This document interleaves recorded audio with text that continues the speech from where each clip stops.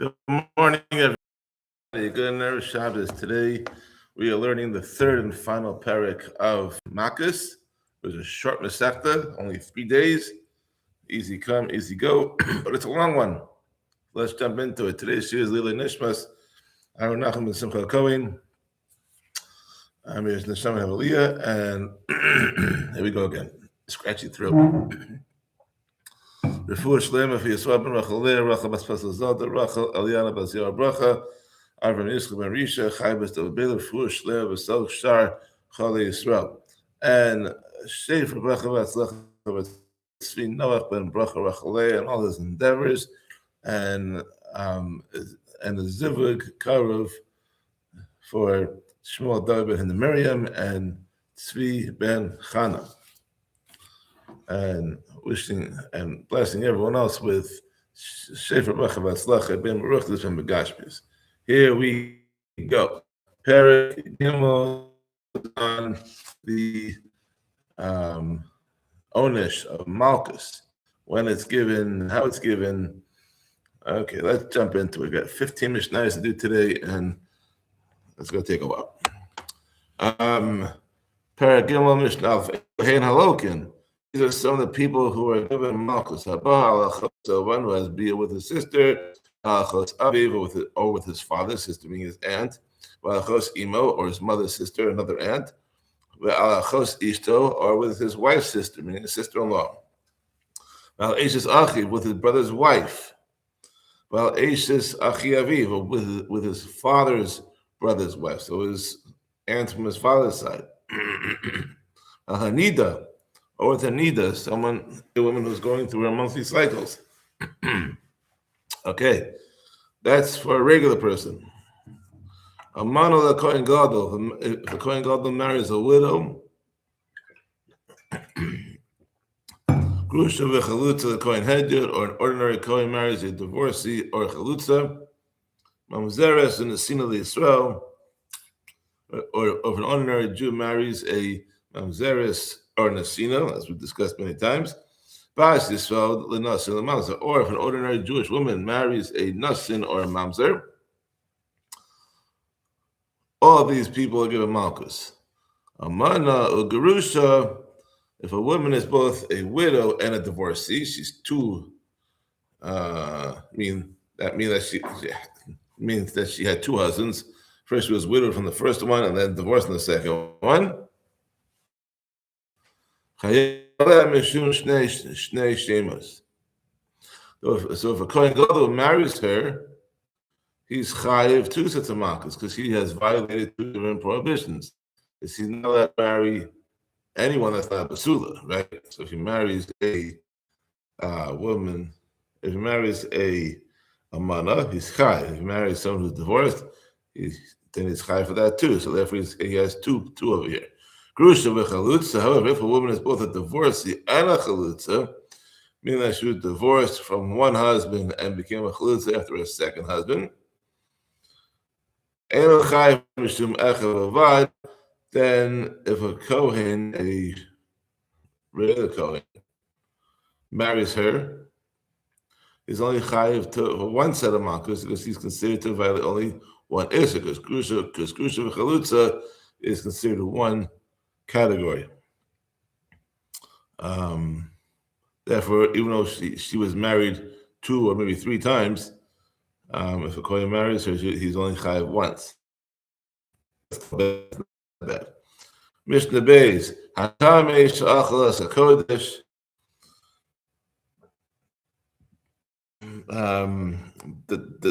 The following people also given Malkus. A tummy person who ate from a korban. I said, no, El HaMikdash Tameh, or someone who goes into the Beis HaMikdash while he is Tameh, who eats for animal fats, for dam and animal blood, for noser and leftover korban that was left past this man is called noser, who pigel is qualified as pigel. Pigel means that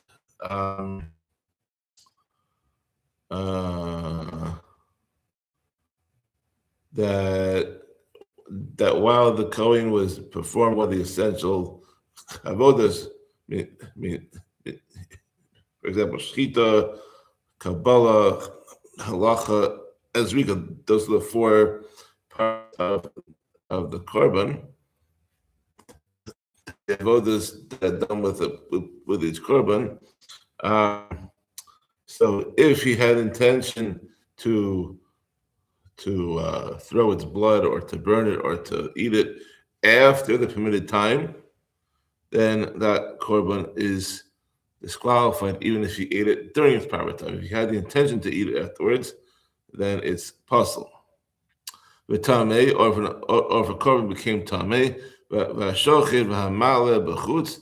someone who shechs a korban or offers it on outside the Beis Hamikdash, because once the Beis Hamikdash was built, all the korbanos were aser. Someone who eats chametz on Pesach, or one who eats or does work on Kippur, or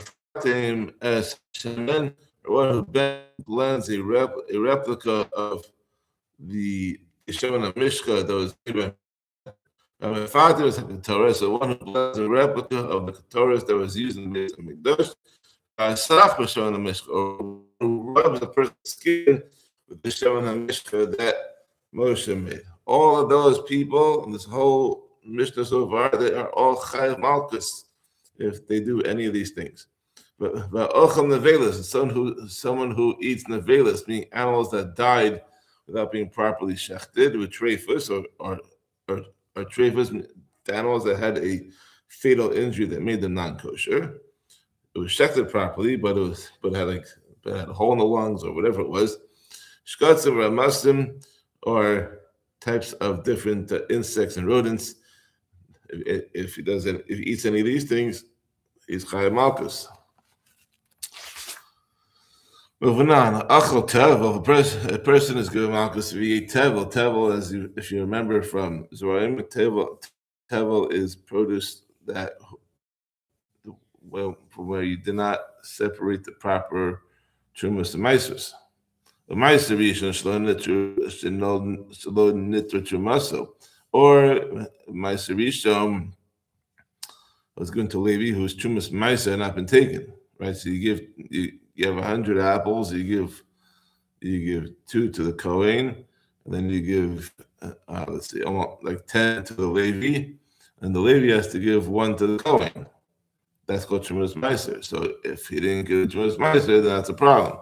The Meiser Sheni, or if one ate Meiser Sheni that became Taya, how much Tevel must one eat to be liable to be Chayav Malkus? Maybe Shimon Omer, maybe Shimon says kosher, who is given Malkus for any amount, no matter how small. The Chachamim Amrim, but the Chachamim say Kazayas, a person is not given Malkus unless he eats at least a Kazayas. That's an Aleph volume. The size of an Aleph. Amar lehem Rabbi Shimon. Rabbi Shimon said to the Chachamim, Ein atem modin li ba'ochel nemala kol shehu chayav. Do you not agree with me that someone who eats an ant of any size is chayav Malkus for eating a forbidden insect, even though an ant is smaller than a kazayas? Then the same should be true when someone eats tevel. Amallah, the Chacham said to him, it is true that a person is going to Malkus for eating an ant that is smaller than a kazayas, but that is only because the ant is in the form that it was created, and therefore considered significant despite its size. Tevel, though, is not considered significant unless it's eaten. You eat the size of a kazayas. So an ant, which is much kazayas, you still chayav because the person ate an actual creation. The whole thing, a person should receive Malkus eating one whole kernel of wheat that is tevel, no matter how small it is.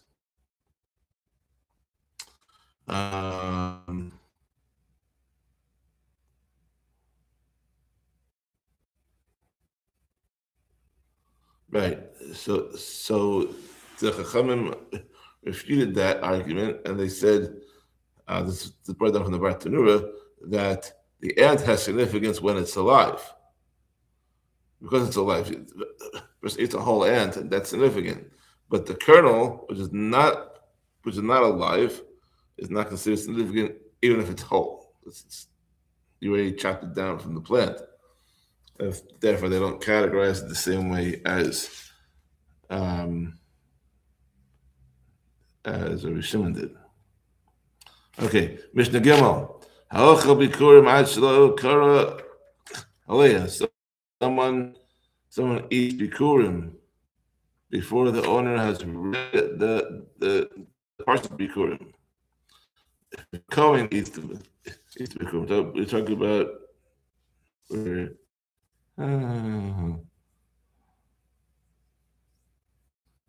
right. So you have to bring the bikurim to the base. The Kohanim would eat the bikurim, but they cannot be eaten until the process of bikurim is read. Said over there. Kachim had to be eaten inside the azara of Beis Hamikdash. So if someone eats them outside the curtains, being outside the courtyard of Beis Hamikdash, outside the azara, outside the chatzar. Or kachim kalim, or one who eats kachim kalim, outside the walls of someone breaks the bone of a korban pesach, and now that break the bone according to the pasuk. So if the korban was tahor, then he is given 40 malkus. But however, if someone leaves over meat of any korban pesach, even if it's tahor, or he breaks the bone of a korban pesach that is tameh, that was pasul, he does not receive 40 lashes, because the issur to break a bone only applies to a pesach that was tahor. So if it was not tahor, if it was tameh, it does not receive malkus. Mishnah Dalet, a note tell Eimal Habanim, if someone takes a mother bird while she is on her young birds or eggs, Rabbi Yehuda says, he receives Malkus, and he does not have to send the mother bird away. Once it is sinned and take the mother while she's still on her young, he no longer has a mitzvah to send her away from Shluch HaKen. Chachamim say, even though he has violated the issur, Mishaleach v'enaloke, he must send away the mother bird, and he does not receive Malkus for having taken the mother while she was on her offspring. So, this is the rule. Kol mitzvahs lo saseh sheis ba kum aseh. If any issur, if any negative mitzvah has violates that issur. So, Mishnah Hey, so someone makes a bald spot on his head by tearing out his hair out of grief over someone who died.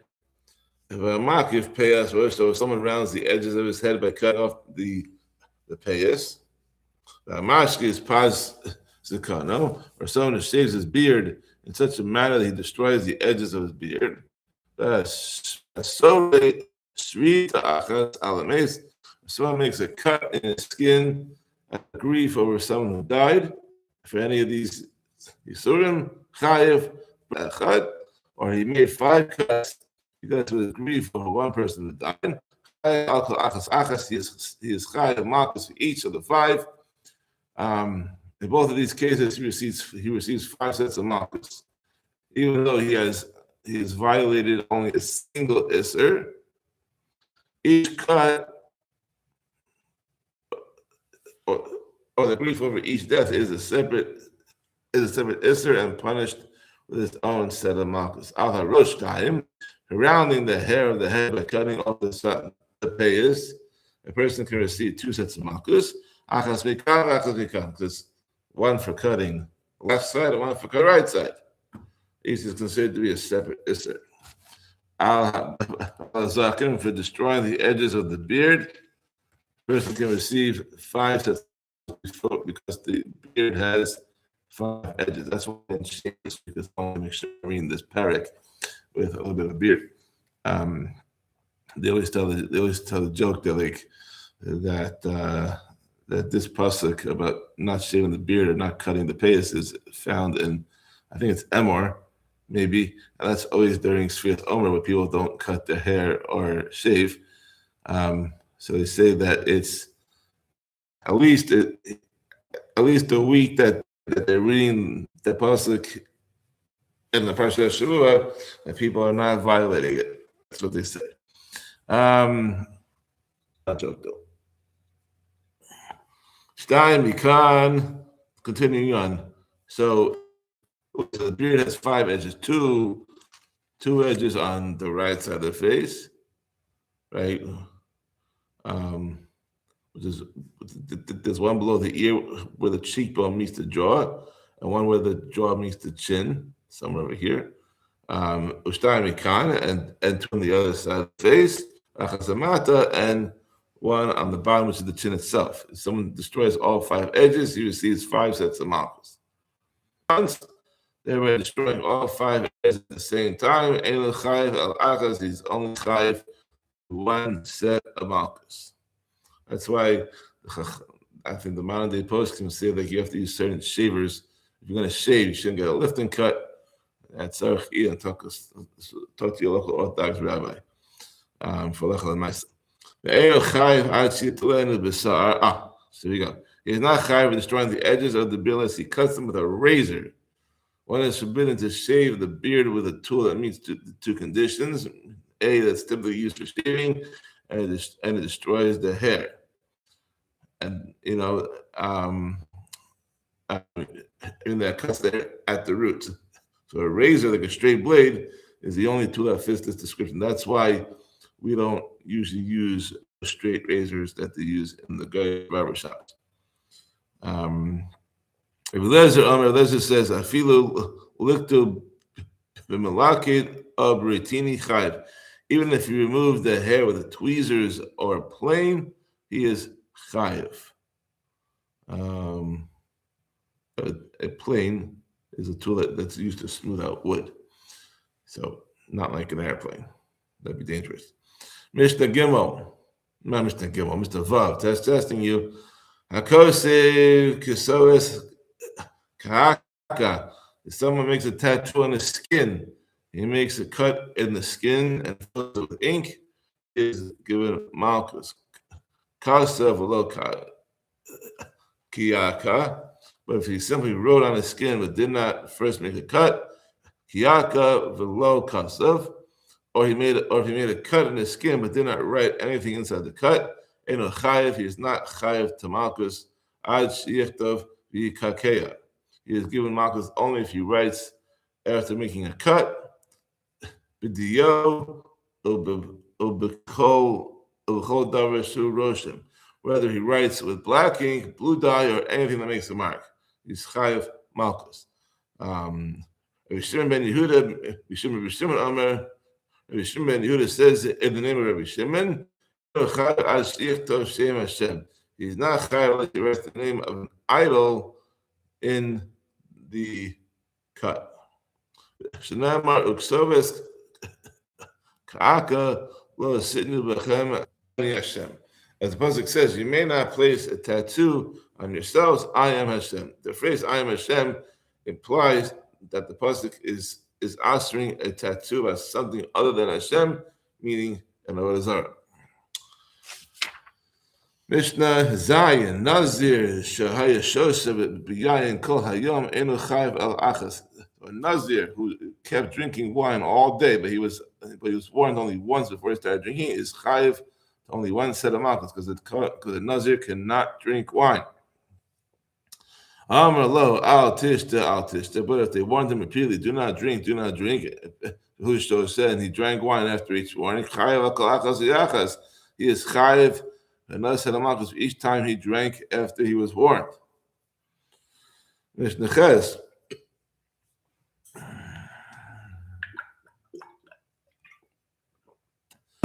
I am a time with the mason. Mishnah Ches. Hayim Taran the Mason called a Yom in Chayiv al Achas.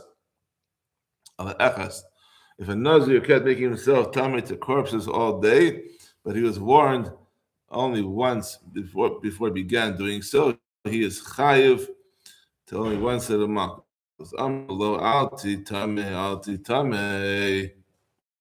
But if they warned him repeatedly, do not make yourself tummy, do not make yourself tummy, and he made himself tummy after each warning, he is chayiv another set of Malkus for each time that he made himself tummy after a warning. If a Nazir kept shaving his hairs from his head all day, but he was warned only once before he began shaving, he is chayiv to only one set of Makkos. But they warned him repeatedly, do not shave, and he shaved after each warning. He is chayiv to the Malkus each hair that he shaved after a warning. Yeah, not a good idea. Someone's wearing a mixture of shatnez, wool and linen. He wore it all day long, but was worn only once before he put on the garment. His chayiv only to one set of Malkus, even if he later takes off his own again. Al tilbash, but if they warn him repeatedly, do not wear it. Who poshes and takes off and puts it on again after each warning.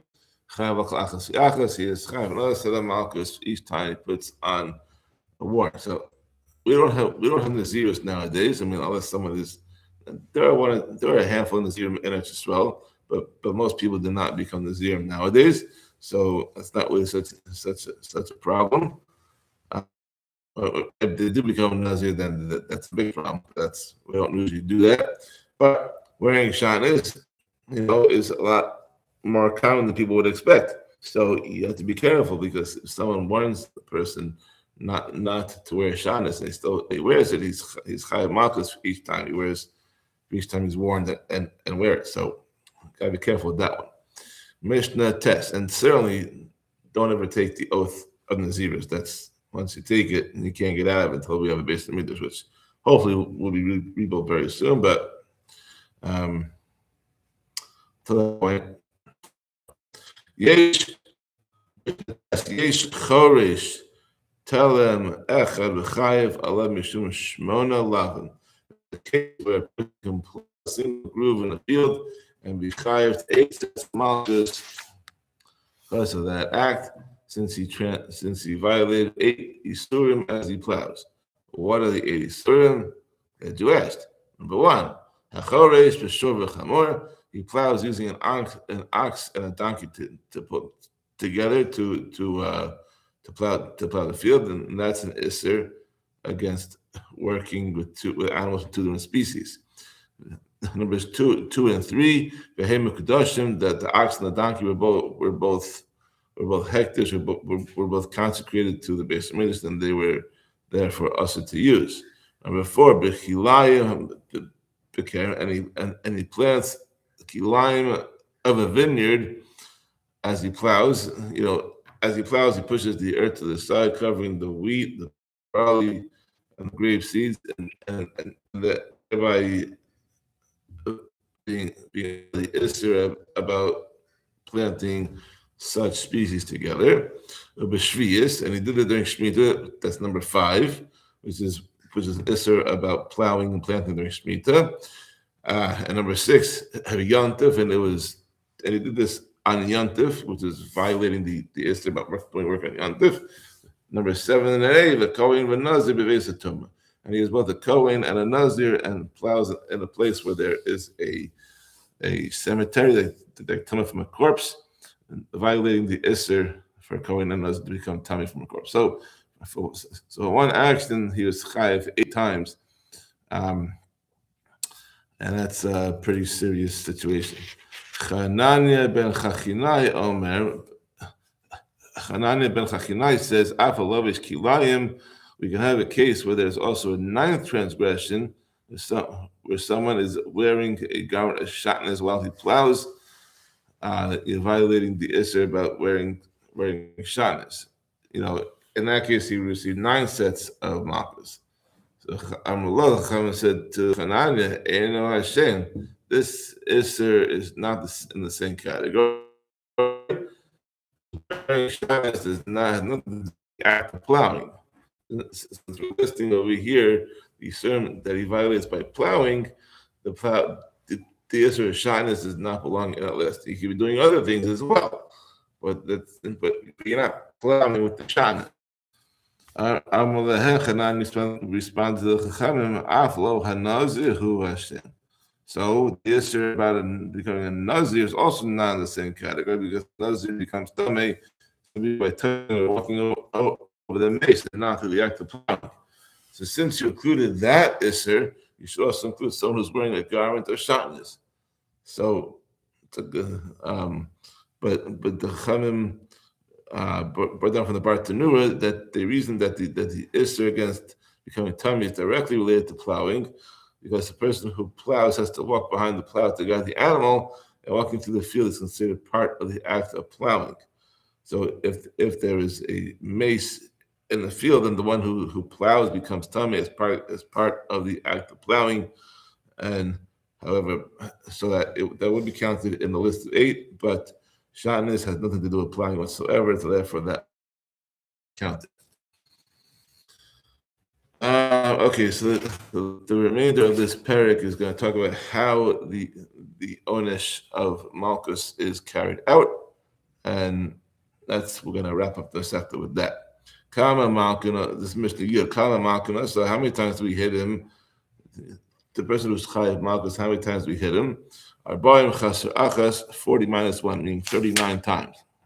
So Ne'amar b'mispar Arbaim, because the pasuk says he will strike him in a number of 40, meaning that this implying 40 times. Minyan Shu Samach Arbaim, meaning that the number that is next to 40, which is 39. So had the pasuk said 40 in number, that it would have meant that he's hit only 40 times. But saying the mispar in a number of 40, that implies that the number that leads to 40, the number which is really 39. That's a drush that the Chachamim learned out. So Rabbi Yehuda says Arba'im Shteinos Huloka. Rabbi Yehuda says no, he's given 40 full lashes, and he understood the pasuk literally, as most people would, and therefore 40 is stated and 40 are given according to Rabbi Yehuda. V'heichan Huloka es hayisera. So where does he? Okay, so you're gonna learn soon in Mishnah Gimel that there's 3 groups of Malkus. There's one set of Malkus which is given on the chest, and 2 sets that are on the shoulders. So it's 13 each. 13 times 3 is 39. So the question over here is Eichan Huloka. So where does he receive the extra 40th lash? Bank Seifav, between his shoulders on the top of his back. Okay. Mishnah Yud Aleph. So the maximum number of Malkus a person gets is 39, but before they would give him any Malkus, he would be examined by a doctor to see how many Malkus he can actually endure. So this is Mishnah Yud Aleph. Ein omdim oso ela b'Malkus haruyos leishtalish. We evaluate the person who is chayav Malkus only for a number of lashes that can be divided by 3. So if he can only withstand 20 Malkus, then it's reduced to 18, which is divisible by 3. Because you need to have 3 sets. And you'll get 6 in each spot. Amduhu lekabel arbaim. if they originally evaluated and decided that he is strong enough to receive the 39 lashes. Laka mixas for Amru. She'enu yachol lekabel arba'im. But after he receives some lashes, they see that he is weak, and they see that he cannot endure the full 40 lashes. Pater, he is pater from receiving the rest of the Malkus. Amduhu lekabel shmon esrei. Similarly, if they originally evaluated him and decided he could bear only 18 Malkus, Mishalaka Amru Shiyachahu lekabel arba'im. But once he was received those 18 lashes, they see that he's strong, and they see he can receive all. Pater, he is pater from getting the rest because they really evaluated him for a lower number. Avar avera sheyesh b'shnei. If someone commits an avera that involves two separate isurim, is therefore chayav two sets of Makkos. So what happens? Amdu omed echad. If they evaluated him once, for both isurim, and determined he's strong enough to endure more than one set of Makkos at a time, loke upater, then he receives as many Makkos as he can, and is pater from receiving the rest. If he's not chayav, if he's not able to bear the two full sets of Malkus, which is 78, he is given more than 39. As long as he's given more than 39, but not yet 78, then he's received enough Malkus for both Isurim. But if he's not able to bear more than a single set of Malkus at one time, he receives as many lashes as he can. Wait until he recovers, and then he's evaluated one. Receives, then he has to. Then those cover the first issur, and he has to get more for the second one at a different time. Mishnah Yud Beis case that Malkus. So how do you give a set of Malkus?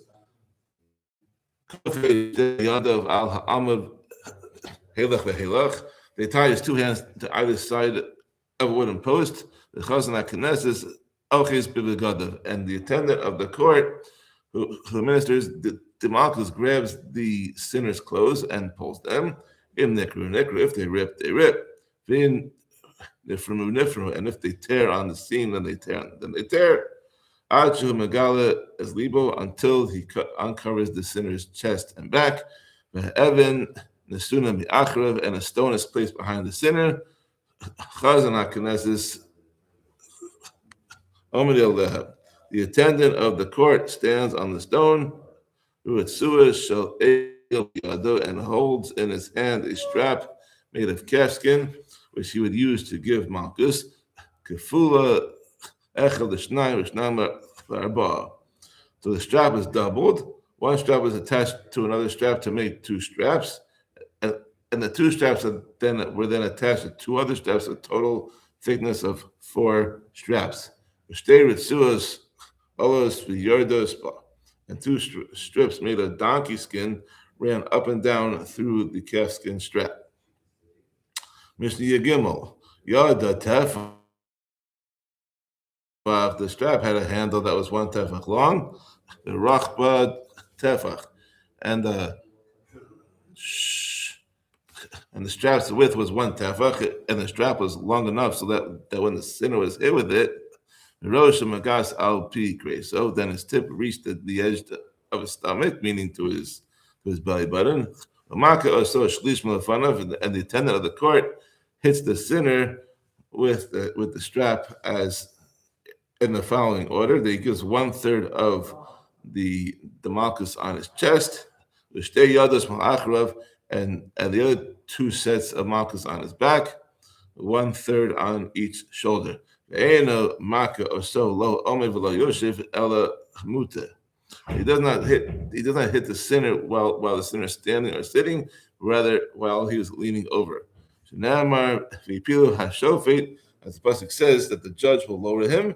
And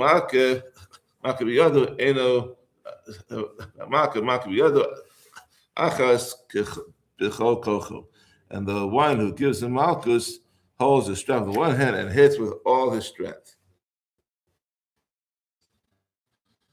Okay, Mishnah Yud Dalet. Hang in there, we're almost done. 2 more Mishnahs to go. 3 more Mishnahs to go, my bad. That the reader reads the following psukim in Kiseitze, in Kisava, in Torah. In Lo Shishma Lasas, if we Hashem es Makkosecha ves Makkos. That if you not be careful to do all the words of this Torah which are written in this book, to fear this honored and awesome name, Hashem your God, then Hashem will make your blows and the blows of your children extraordinary, great and steady blows, and evil and steady sicknesses. He then goes back to the beginning of the first pasuk and reads them again. He then reads the pasuk that you must keep the words of this covenants, that you will succeed in all that you do. And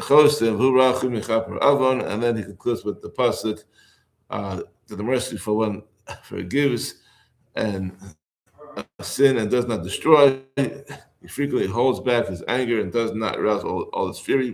We say that every night at Mariv. You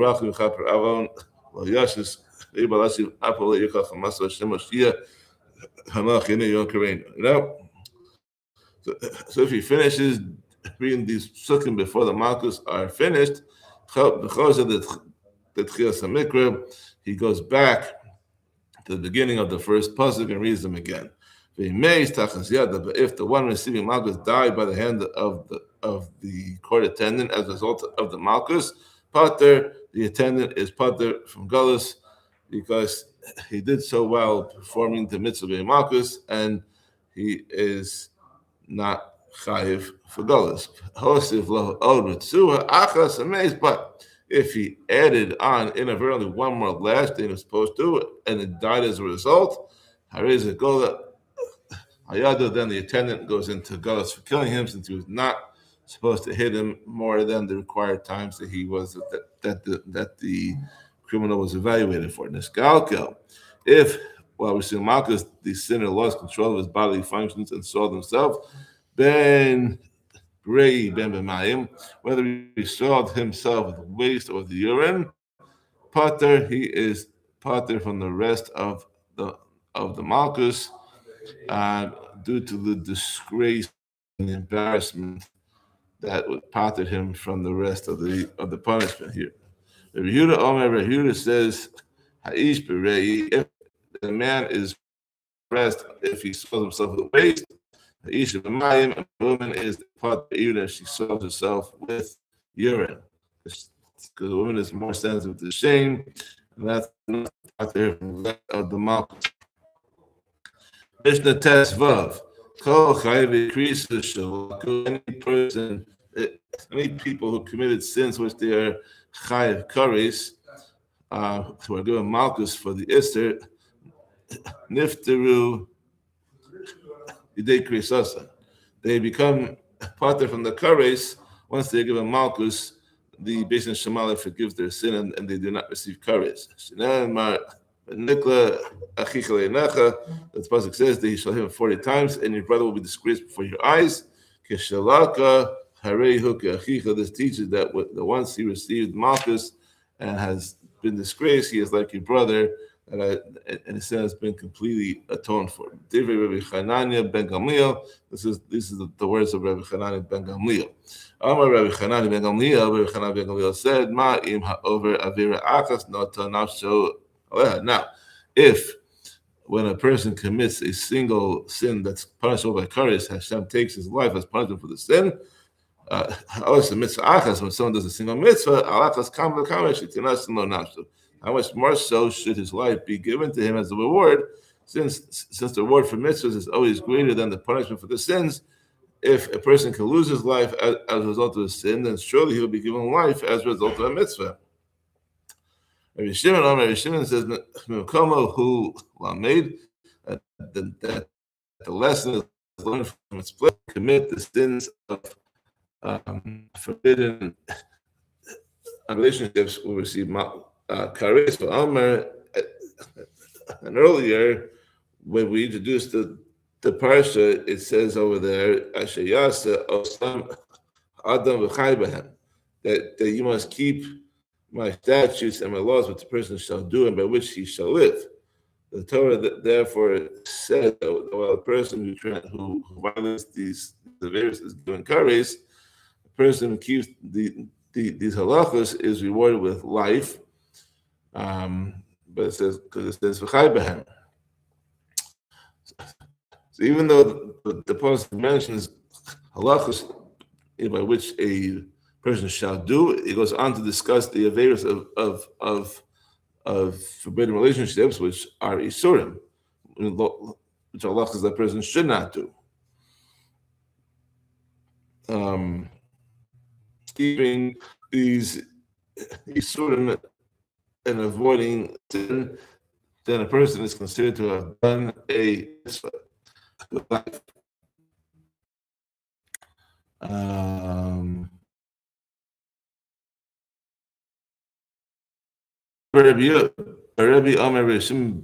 says, Omer, that the pasuk says, Rak chazak liloti achol adam ki adam hu nefesh. Just be strong not to eat the blood of an animal, because the blood is the life, so that it will be good for you and your children after you. The Torah promises reward to someone who does not eat blood. Now, if when it comes to blood, from which a person has a natural disgust, nevertheless, someone who refrains from eating it receives reward for himself and his children after him. Gazel Rayos Shenafsho Sha'adam Misav Lehen U Mechamdasan. Then, when it comes to the sins of stealing and forbidden relationships, which a person naturally desires and longs for, if someone refrains from committing them, how much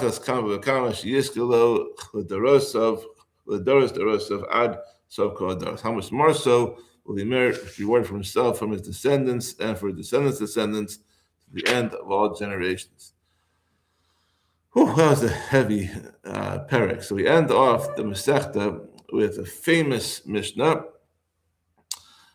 Mishnah Tezayim Chanani ben Akash Omer Ratzakash Baruch Hu Zakas Yisrael Leficha Chibah Lehem Torah Mitzvah Shnema Hashem Chavetz Mansiko Yagdil Torah V'Yad. It's probably one of the most famous Mishnahs in Shas. Chanani ben Akash says that the Holy and Blessed is He wanted to give the Jewish people the chance to earn much merit. Therefore, He gave them much Torah to study and many mitzvahs to fulfill. He even gave them mitzvahs that come naturally to people, such as the mitzvahs not to eat blood or insects, therefore making it easy to earn reward. So, as Pasuk says, it continue on Sunday with Shavuos. Have a wonderful Shabbos. Call too. Thank you for joining us.